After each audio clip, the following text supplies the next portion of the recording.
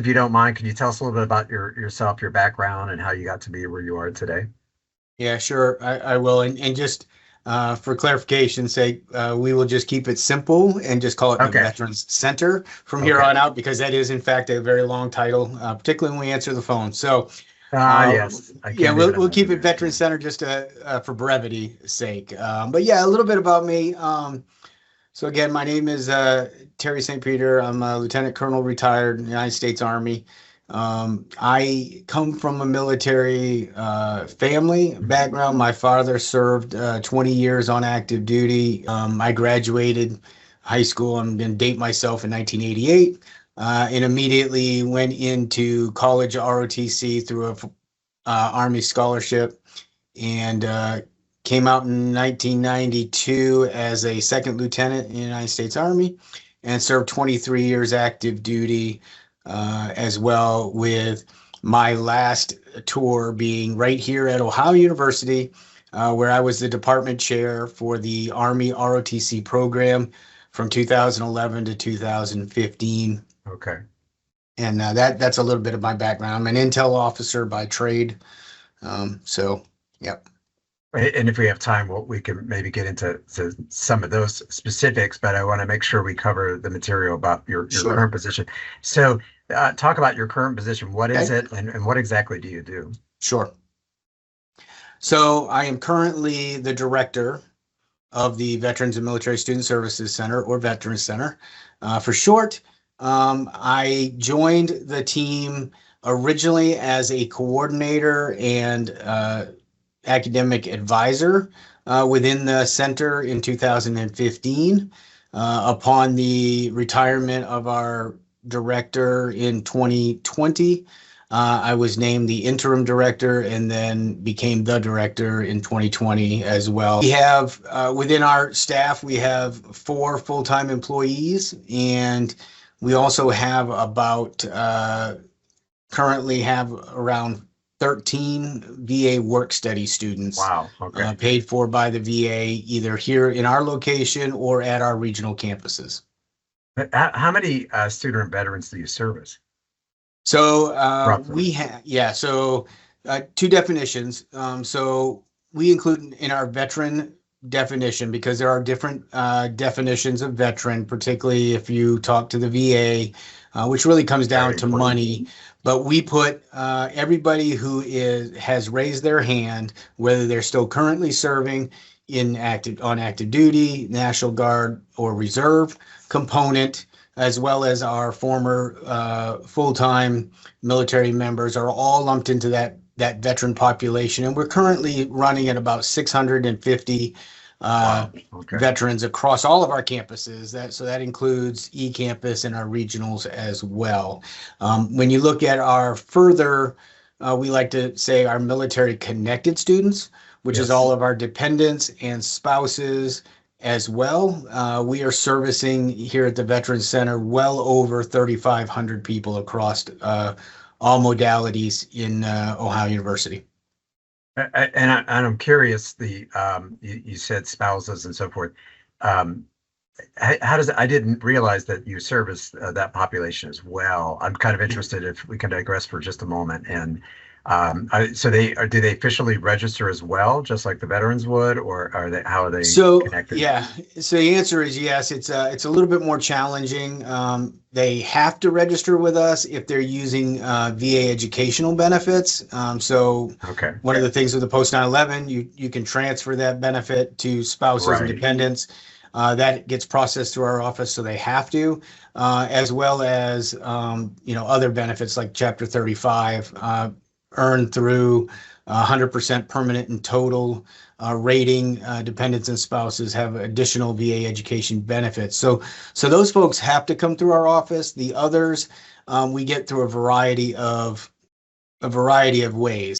So this is probably, given everything you've just said, a very hard question to answer. But um, how would you describe a military veteran on campus? And it's kind of gets at the question of kind of like why your unit is there. What do they need maybe that the average student might not need, or how are they different than the average student in ways that you need to serve them? Yeah.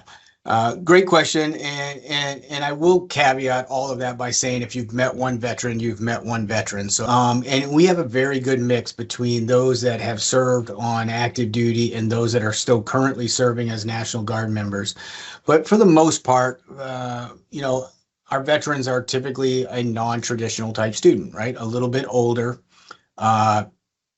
Greater than half have a significant other or children or both. And to be honest, they're really, really focused on why they're here. They're here, I mean, as a new mission. The mission is to get your degree so that you can secure secure employment post your military career. On our National Guard, currently National Guard serving members, because the Ohio National Guard has a wonderful scholarship that pays full tuition and fees. So we actually do have a lot of National Guard members too, and they tend to be a little bit more on the traditional student side, age-wise. Okay. Right? Interesting.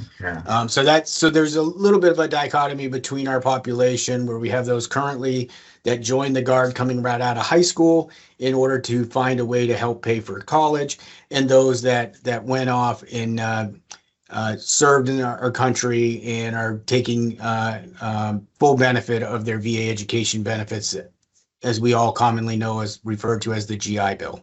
The population of veterans that we have coming off active duty has naturally shrunk. But what we are seeing is we're seeing a lot more dependents and spouses, military connected students, as we like to say, enter into our system because for the main reason is the post 9/11 GI Bill with such a great benefit to be able to transfer that to students. Our older veterans, older folks that have served for a while have transferred those benefits. Okay, that's a lot, but I want to pull on one last topic, going back to something that's kind of personal for me a little bit, and that mission-oriented focus, which is I find very unique. I don't know if you can touch on this or not, but you open the door a little bit to that, so I have to bring up.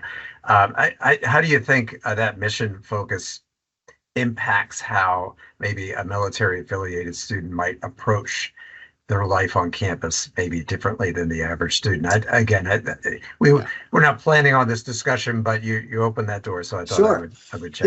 No, that's a fair question. And again, I don't speak for all veterans, but I will tell you, based on me being here since 2015, in my interactions with our students and some of the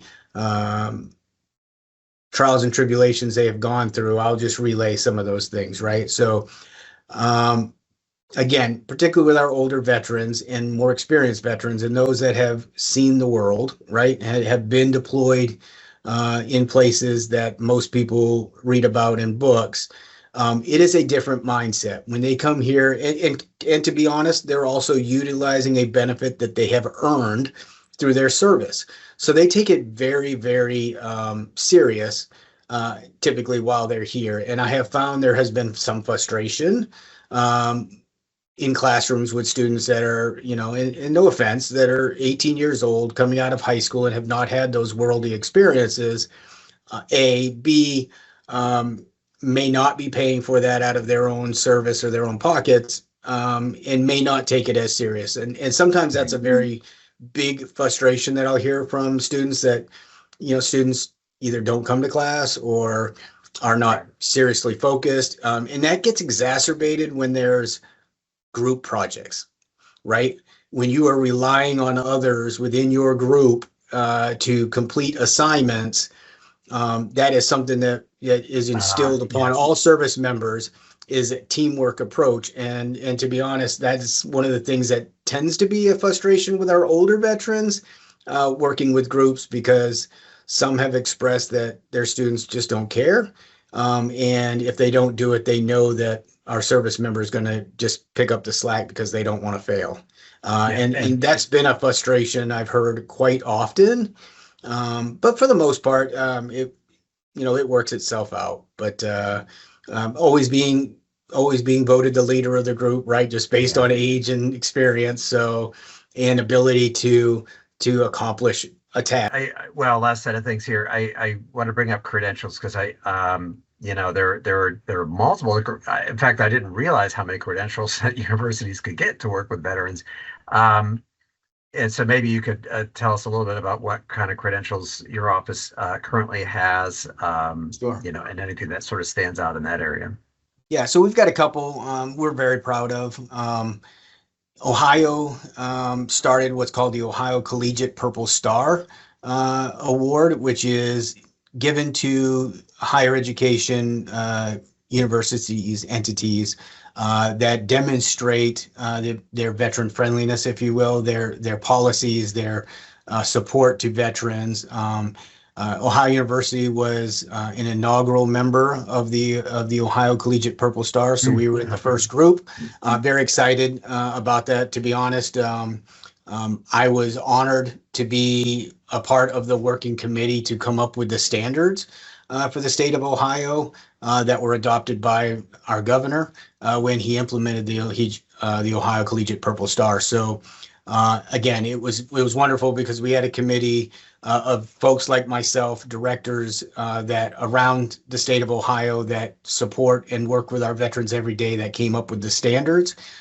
So that was, something that we hold near and dear. We're also a member of the Military Friendly Award we've had for over a decade. We typically have been landing in the top 10 in the country for being military friendly based on our policies. The last 4 years, we've been in the top 10 for the policies, support, procedures that we provide here to our students. So very proud of that. We were also credentialed with our Best for Vets designation. And we are also a yellow ribbon school, which partners with the VA to help ensure that students using their GI Bill benefits here at Ohio University do not get tagged with additional expenses, such as the non-resident fee, which is something that is not actually covered by the GI Bill. But with our commitment from the administration here at the university, we share that cost of the non-resident fee with the VA, therefore ensuring that the student does not pay anything out of pocket. So all of those credentials, we're extremely happy to share with folks and really see that as a demonstration of the commitment by not only the administration, but our office and our community. Great. Oh, great. That's good to know. So just to bring things to a close a little bit, any final messages you might have for students taking the course? You might have some veterans in the class. You might have, well, you'll have a lot of non-veterans, but maybe they have a military affiliation in some way, and then some that are just kind of interested in the topic. Any messages you might want to share with them? Yeah, here's what I would say. Engage. Again, talking with our veteran students, I've had a couple of students that say they've been here 4 years and have never been asked about their service. Interesting. I don't want you to feel intimidated by asking, right? There are certain things that you do ask and don't ask, but asking, what branch of service you served in, or maybe where were you stationed, is a good way to open up a conversation and a dialogue with a veteran who may be in one of your classes. And you would be surprised at how quickly you can create an opportunity for conversation just by that simple, hey, tell me about your experience, right? Tell me where you served. I would encourage folks to do that and take an interest, because you'd be surprised. Our veterans like to talk about it. They have pride in their service. They have pride in their units that they served with. And it's an opportunity to acknowledge that service to our country. So that would be the first thing I would ask of our students, as well as our military connected students, because make no mistake about it, dependents and spouses through the service of their loved one also serve in a different capacity. Yes. My children, myself, I went to 3 different high schools. Due to my father's service, we moved every year or two, and that takes a toll. It makes kids resilient. But in the experiences that my children have gotten, you'd be surprised when you talk to some of these military connected students. I mean, how many students can say, yes, for my birthday, I was on top of the Leaning Tower of Pisa. We Wow. climbed the Leaning Tower of Pisa, or, for my confirmation, I was in Rome. So, Yes. in that those are opportunities that are provided through our military service. So take the time to reach out, thank them for their service if you legitimately feel that, and start that dialogue, and that's Yeah. important. And the second piece I would say is, if you are the veteran or you are the military connected Yes. students, reach out and get help. Reach out. I mean, you have resources around this university and around the community that are here specifically to support your journey. I'm a member of a lot of the community engagement, member of the Veterans of Foreign Wars, the American Legion. I work with our Veteran Service Office. There's a Veteran Service Office in every single, because you mentioned that, in all 88 counties of Ohio has a Veteran Service Office, and their sole job and mission is to support our veterans within the community. So reach out, take advantage of those resources to help make you successful. I know it's a challenge. It's just something that's ingrained in military members about figure it out, get there. Well, I'm telling you, you don't have to do that alone. You're not going to be seen as a weak link. You're going to be seen as somebody who's utilizing the resources you've earned. And I encourage you to do that if you're a veteran sitting in this class. Great, great. Well, thank you very much. I very much appreciate your time here. We'll, incorporate this into our class so students have an opportunity to understand what your center does, which represents, of course, I don't even know how many, probably thousands of centers that exist out there. So thank you again, and thank you for your service, I might add. Yes, and you as well. And again, for students here, thank you for your service. And if there's any way I can help, please reach out to our Veteran Center and let us be another additional resource for you. Great. Thanks, again. Dave.